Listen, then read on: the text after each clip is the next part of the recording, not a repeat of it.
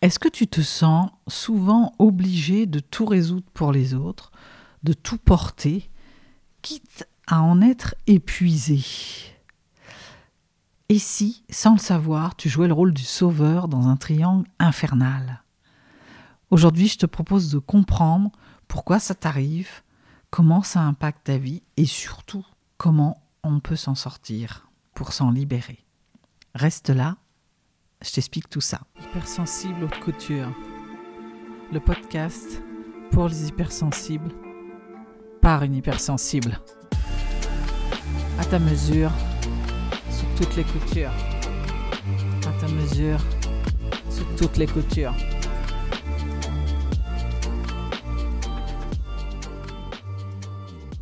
Bienvenue sur Hypersensible haute couture, un endroit où l'on explore ensemble des outils concrets pour mieux vivre avec ton hypersensibilité et aussi développer des relations équilibrées. C'est tout le sujet d'aujourd'hui où nous allons focuser sur la position de sauveur quand tu mets ta cape et que tu as envie de sauver le monde.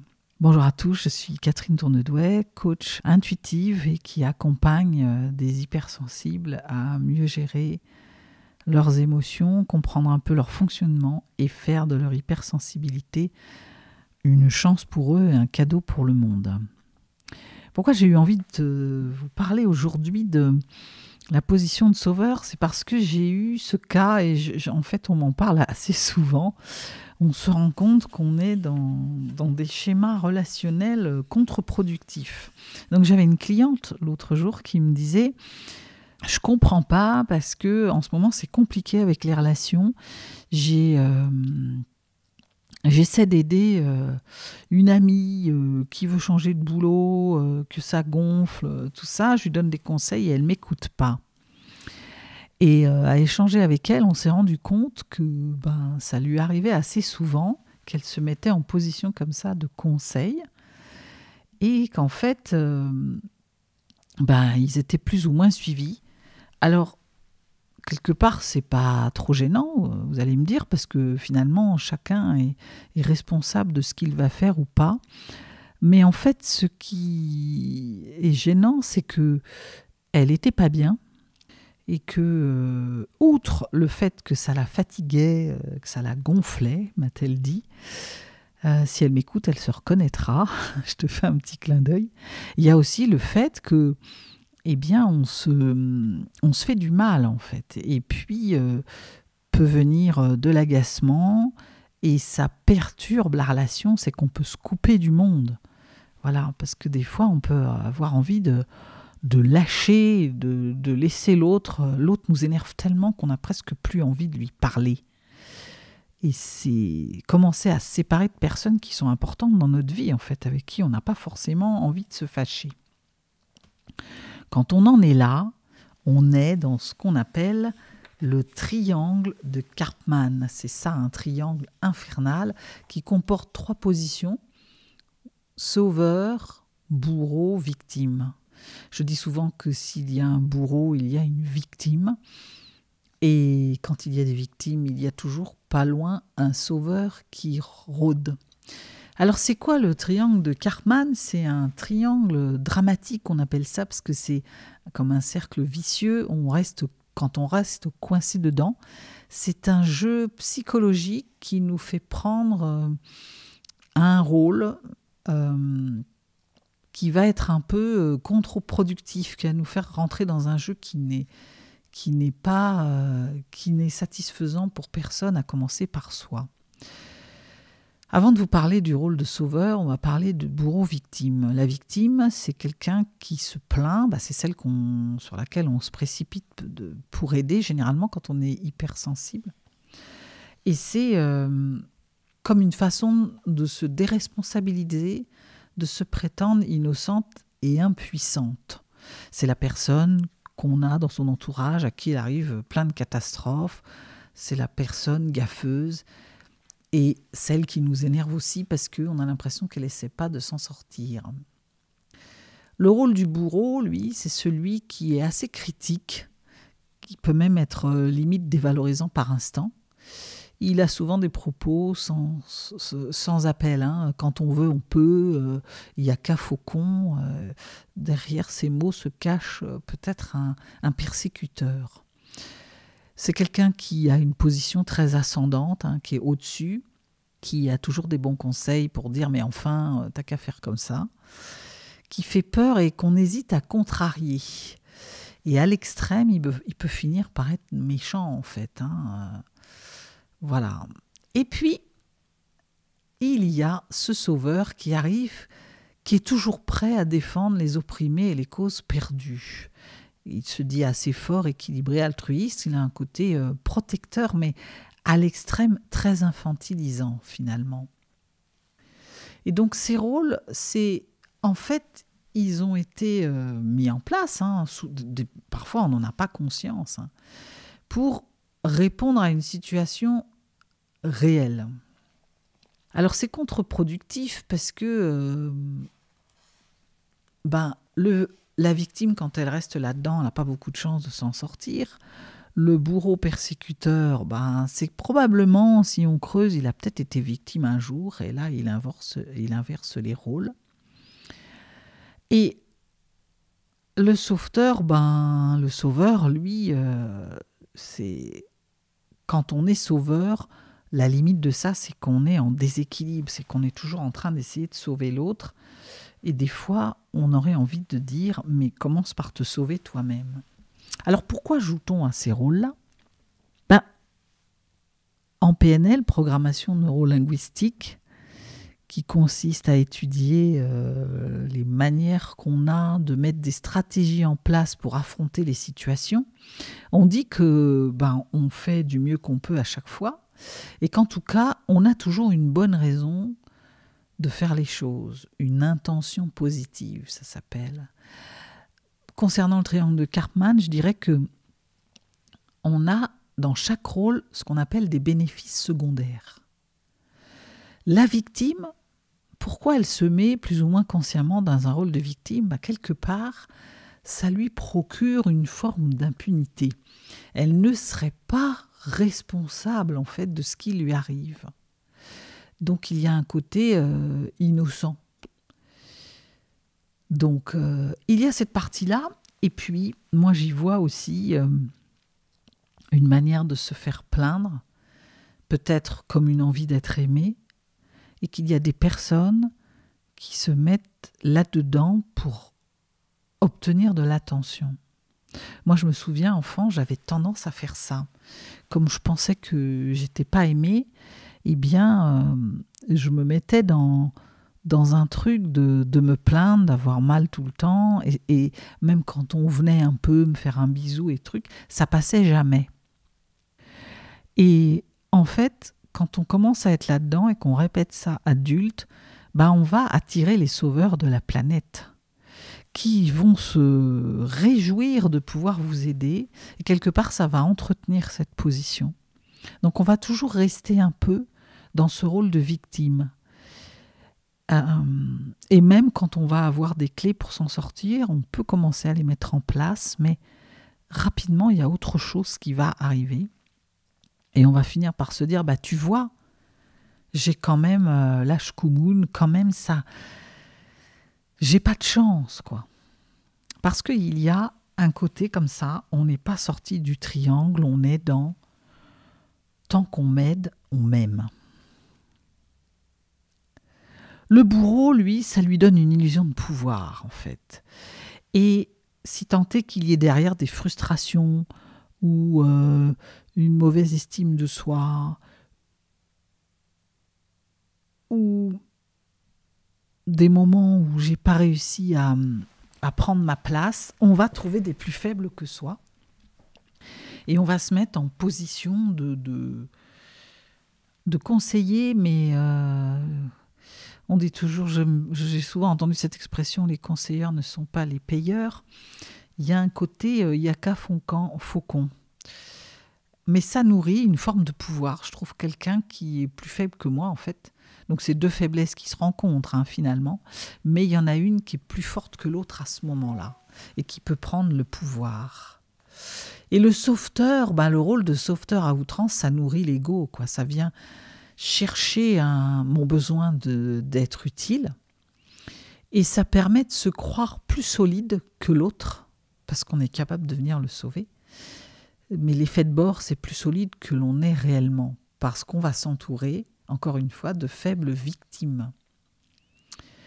Et pendant que je m'occupe des problèmes des autres, je ne m'occupe pas des miens. Je fais passer l'autre avant. Donc d'aucuns psychologues diraient que le triangle dramatique, c'est surtout le triangle de l'immaturité, même si c'est un peu exagéré, ça vient toujours toucher des situations issues de l'enfance et qui entretiennent, qui continuent d'entretenir une forme d'immaturité, en fait. Quand on regarde ça d'un peu plus près, le rôle de victime, ça reprend un peu, quand on regarde l'analyse transactionnelle de Berne, on voit qu'on a des positions, chacun, parent, enfant, adulte. L'adulte étant celui qui est le plus équilibré, l'enfant, c'est l'enfant spontané. On a tous un enfant spontané en nous. Et puis le parent, c'est celui qui est un peu normatif, qui vient dire ce qu'il faut faire. Et ce sont des schémas relationnels qu'on adopte, qui sont intéressants sur certaines situations, mais inadaptés sur d'autres situations. Quand on se met dans le rôle de victime, c'est tous les aspects négatifs de l'enfant soumis. C'est celui qui s'est suradapté à un environnement qui ne lui allait pas. C'est un enfant qui, pour plaire, a essayé de satisfaire l'adulte à outrance. Donc, quand je reste dans cet enfant soumis, je deviens après victime. Le rôle de bourreau, c'est l'aspect négatif d'un parent autoritaire qui a beaucoup grondé, beaucoup persécuté, critiqué. Et donc, c'est mon modèle, hein, enfant, je regarde ce qui se passe et après, adulte, soit je fais l'inverse parce que ça ne m'a pas plu, soit j'imite. Et le rôle de sauveteur, c'est une synthèse en fait de ce parent nourricier le parent nourricier, c'est celui qui nourrit l'enfant de tout un tas de choses, la nourriture physique, alimentaire bien sûr, mais aussi éducative, voilà tout ce qu'on a. Mais la limite du parent nourricier quand il reste là, c'est qu'il infantilise, il étouffe et surtout il crée une dépendance. Donc voilà un peu le triangle de Karpman. Donc le rôle du sauveur, pour focuser là-dessus, moi j'avais envie de parler de ça parce que chez les hypersensibles, avec cette surempathie, ce besoin d'aider absolument, il y a vraiment un sauveur qui est là, tapis dans l'ombre et qui ne demande qu'à sortir, avec cette envie de tout faire pour l'autre. Et en quoi c'est gênant, c'est que souvent, l'autre n'a rien demandé en fait. Et donc c'est pour ça que parfois, je vous disais, ma coachée qui donne des conseils qui ne sont pas suivis, c'est que l'autre, souvent, il n'avait pas demandé de conseils en fait. Donc ça génère de la frustration chez le sauveur qui donne des conseils, mais de la fatigue émotionnelle. Et puis souvent, ça va générer chez l'autre des reproches, quoi. Mais pourquoi tu te mêles encore de ça? Je ne t'ai rien demandé. Et puis ça vient chercher aussi chez l'hypersensible. Généralement, l'hypersensible n'aime pas les conflits. Et donc, ça le pousse à arranger des fois des situations qui pourraient devenir conflictuelles. Donc, c'est prendre en charge, par exemple, des problèmes familiaux, parce qu'on ne supporte pas que deux personnes ne s'entendent pas dans la famille. Donc, on va arriver avec notre cape et notre épée. Bon, je sais, j'ai des vieilles références, mais moi, j'ai été bercée au film de Cap et d'épée. J'adore ça et je continue toujours à en regarder.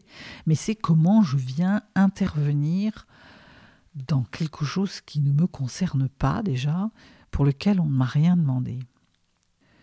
Alors, heureusement, on peut changer ce schéma, pardon, et se recentrer sur soi. Déjà, comprendre le triangle, c'est déjà mettre un pied en dehors de ce cercle vicieux, parce que bien que ce soit un triangle, c'est un vrai cercle vicieux.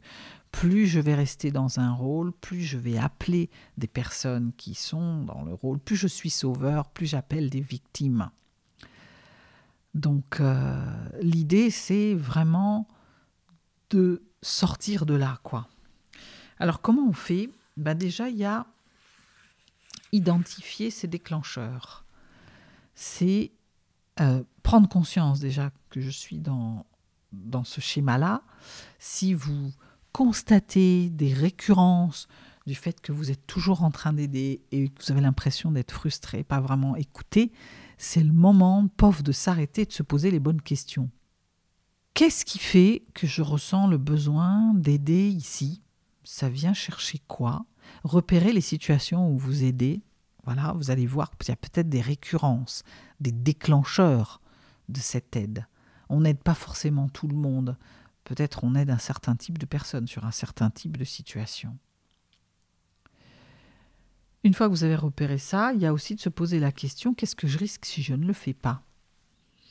Qu'est-ce que je risque ? Pas qu'est-ce que risque la personne, parce que vous êtes en train de prendre le problème de l'autre. Qu'est-ce qui se passe là si je n'interviens pas dans ce problème de famille ? Qu'est-ce qui se passe si je laisse 2 enfants chamailler ? Qu'est-ce qui se passe si, dans mon couple, je laisse un peu aller la situation ? Et l'autre question qui vient tout de suite, c'est cette aide est-elle réellement nécessaire en fait ? Peut-être vous allez vous rendre compte que là où vous êtes tenté de sauver, eh bien peut-être que si vous ne le faisiez pas, ce serait peut-être la meilleure façon d'aider l'autre. Une fois que vous avez repéré le piège en fait, dans lequel vous êtes, cette espèce de cyclone qui vous embarque dans un truc où vous avez toujours envie de faire plus de la même chose, plus envie d'aider, sans grand succès, c'est de commencer à se dire je vais reprendre le contrôle de moi-même, pas de la situation. C'est d'apprendre à dire non avec bienveillance. Peut-être quand on va vous demander, parce que parfois ça vient se nicher dans une demande implicite, ça s'appelle, c'est l'autre, il est en train d'attendre que vous interveniez, parce qu'il sait qu'à chaque fois vous allez intervenir, même s'il n'en a pas vraiment envie. Donc, c'est de commencer à vous dire non, soit à la demande implicite, soit à vous-même, en fait, qui est en train de se dire « je vais sauver », commencez à vous dire non. Et en faisant ça, vous allez aussi encourager les autres à prendre leurs responsabilités. Et de voir comment vous allez pouvoir offrir votre soutien sans faire à leur place. Alors, comment est-ce qu'on fait ça ? Eh bien, c'est de repérer ce qui est la différence entre une attente et une demande. On doit vous faire une demande claire. L'idée, c'est de demander à l'autre, par exemple, est-ce que tu aurais envie que je t'aide ? Est-ce que tu as besoin d'aide à ce moment-là ? Quand il y a un conflit, c'est vraiment offrir l'aide et puis laisser l'autre répondre. Parce que si la demande n'est pas clairement verbalisée, ça ne marchera pas en fait. Donc ça, c'est la première chose. Deuxième chose, c'est cadrer l'aide. C'est d'arrêter de vouloir aider surtout au-delà de peut-être ce que vous pouvez faire. Donc, si la personne vous dit « oui, j'aimerais bien que tu m'aides », une fois que vous avez analysé la situation, c'est de dire « voilà précisément ce que je peux faire pour toi ». Voilà, on va faire le point sur ta situation. Voilà ce que je peux faire. Et le reste, c'est toi. Et non pas, et c'est de laisser la responsabilité. Moi, je peux t'aider, donner les conseils sûrs, mais après, ça sera à toi d'agir. Et non pas de dire cette phrase qu'on dit souvent, t'inquiète pas, on va se débrouiller. L'autre a un problème, il vient vous dire, voilà, eh bien, c'est de dire moi je peux t'aider à et toi tu fais l'autre partie et non pas on va faire ensemble. Parce que le on, c'est déresponsabiliser l'autre, c'est lui mettre comme une béquille et lui dire eh bien voilà, t'inquiète pas, t'inquiète pas. Du coup, l'autre, ça peut faire une tendance à renforcer son côté victime et dire je m'inquiète pas, je pose ma tête sur ton épaule et je fais plus rien. Ensuite, l'aide doit comporter, il y a une contrepartie. Donc, c'est voir comment aussi pas aider tout le temps systématiquement. Vous savez, ça a dû vous arriver. Ça, moi, il y a eu des moments où j'aidais tellement. Donc, j'aidais. Puis un jour, je finissais par me rendre compte que c'était déséquilibré et que moi, quand j'avais besoin d'aide, j'avais jamais personne. Et c'est apprendre à dealer avec l'autre. Il n'y a pas si longtemps, j'ai proposé une aide à une personne qui, elle, était consciente. Elle m'a dit, oui, mais ça va pas, tu m'aides, mais moi, qu'est-ce que je peux faire pour toi ? Et je lui ai dit, tiens, en contrepartie, ne t'inquiète pas, en contrepartie, quand je vais avoir besoin de toi, je te demanderai de m'aider sur telle ou telle chose. Et c'est important parce que moi, j'ai l'impression d'aider et d'être un peu valorisée par rapport à ça, enfin, d'avoir une contrepartie. Et je n'humilie pas la personne, je ne la mets pas en position de victime. Je la mets en position de responsable pour prendre en compte son problème et savoir qu'un jour, elle va pouvoir me rendre l'appareil. Donc, je ne l'infantilise pas, je la responsabilise. Et puis, enfin, il y a une dernière règle, c'est de ne jamais faire plus de 50% du chemin. Donc, c'est pas laisse-moi faire, mais c'est un peu ce que je vous disais au début. Toi, tu fais un bout, voilà ce que tu peux faire. Moi, je vais faire ça pour toi, je te donne tel conseil, ou tu as besoin d'aide sur telle chose, voilà ce que je peux faire. Et le reste, tu vas le faire, tu fais l'autre partie du chemin. Et comme ça, vous responsabilisez, vous développez l'autonomie. L'aide d'un ami, que ce soit d'un ami, évidemment a fortiori en tant que coach, mais d'un parent, de la famille, etc., doit toujours avoir pour but de renforcer l'autonomie de la personne. Vous lui donnez un coup de pouce et ensuite, elle est capable de se débrouiller. Donc ça, c'est vraiment les clés d'une aide où là, on n'est plus dans le sauveur, on est dans l'aide véritable, le coup de pouce, on fait ensemble, certes, une partie du chemin et tu fais le reste. Et après, j'aurais envie de dire, ça c'est votre relation avec, quand vous faites votre relation avec la personne que vous aidez. Et en parallèle, il y a vraiment l'idée de développer son estime de soi. C'est s'aimer assez pour mieux vivre ses relations et pouvoir aider vraiment l'autre. Parce que sinon, vous allez servir un besoin de reconnaissance.